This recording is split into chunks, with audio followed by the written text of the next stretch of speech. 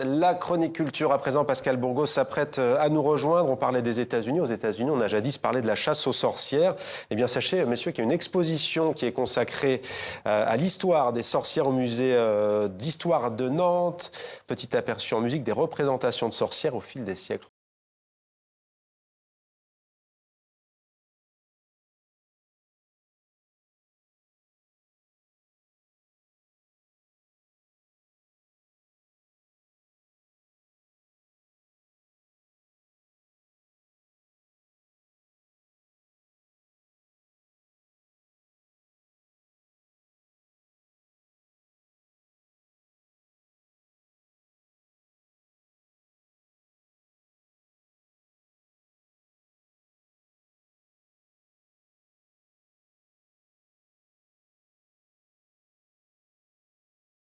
Pascal, bonsoir, vous Mohamed. avez visité cette exposition avec Guillaume Gouet à la caméra au château des Ducs de Bretagne. Oui. Que nous apprend-elle au juste? Alors vous aurez connu Hermione, la plus célèbre des sorcières pour le jeune public. En tout cas, malheureusement, elles ont envahi l'espace de la culture, la pop culture, le cinéma et la BD. Mais, comme je disais, malheureusement, elles n'ont pas toujours été des héroïnes. Au contraire, au Moyen-Âge, elles étaient considérées comme des hérétiques poursuivies par l'Église. Contrairement à ce qu'on pourrait penser, les procès les plus nombreux, c'était pas au Moyen-Âge, c'était à l'époque moderne. 16e, 17e siècle. Je vous propose d'écouter la commissaire de cette magnifique exposition qui nous l'explique. À ce moment-là, les sorcières, ce qu'on va leur reprocher, ce ne sont plus d'être des hérétiques véritablement, même si bien sûr c'est le reproche initial, celui qui est toujours là, mais c'est surtout de commettre des crimes. Des crimes qui sont punis par les tribunaux laïcs. On va reprocher aux sorcières d'avoir tué quelqu'un, d'avoir tué une jument aussi, d'avoir fait tourner le lait d'une vache. Elle va être la victime expiatoire de tout ce qu'on ne peut pas comprendre et tout ce qu'on ne veut plus supporter. Et donc on change à ce moment-là de type de tribunaux, parce que les tribunaux laïcs avaient toujours été sollicités pour être le bras armé, évidemment, des tribunaux ecclésiastiques. Mais à partir du XVIe et du XVIIe siècle, un petit peu même avant, ils vont être au cœur des procès de sorcellerie. Ce sont eux qui vont être à l'origine des jugements. Et quel est le rôle des artistes dans la propagation de ce mythe de la sorcière? Écoutez, l'histoire des sorcières, c'est l'histoire de nos peurs. Donc évidemment que les artistes ont contribué à pérenniser cette image dans l'imaginaire collectif de cette femme avec toujours les mêmes attributs, toujours des femmes bien sûr, le balai, le chaudron, des animaux nocturnes, des animaux fantastiques. Alors la commissaire va nous expliquer tous ces attributs et toutes ces imageries devant un tableau qui ressemble à Bosch, mais c'est pas du Bosch, c'est Claes Jacob van der Eyck, et je propose de l'écouter.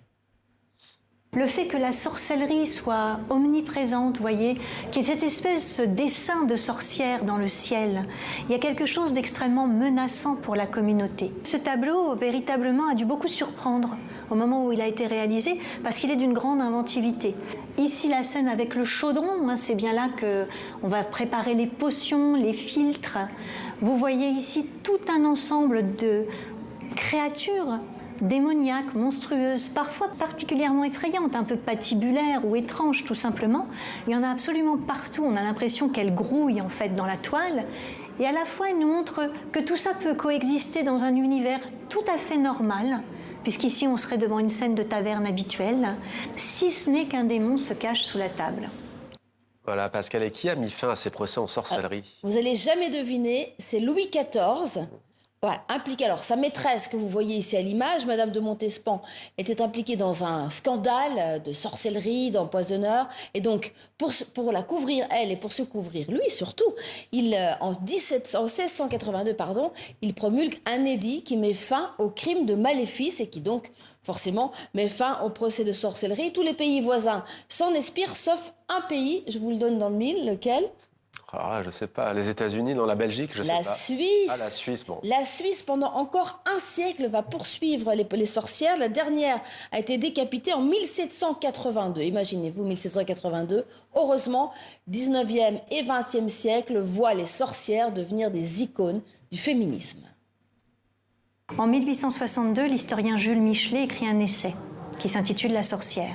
Et il transforme celle qui avait été victime jusqu'à présent en une figure rebelle, une figure puissante, dominante, refusant le système patriarcal, et cette femme qui est pour lui la sorcière très proche de savoirs ancestraux, très proche de la nature, très proche des animaux, très proche des astres, eh bien cette femme pour lui elle est puissante et elle va incarner en fait, au-delà même de la rébellion au système patriarcal, la rébellion contre l'oppression.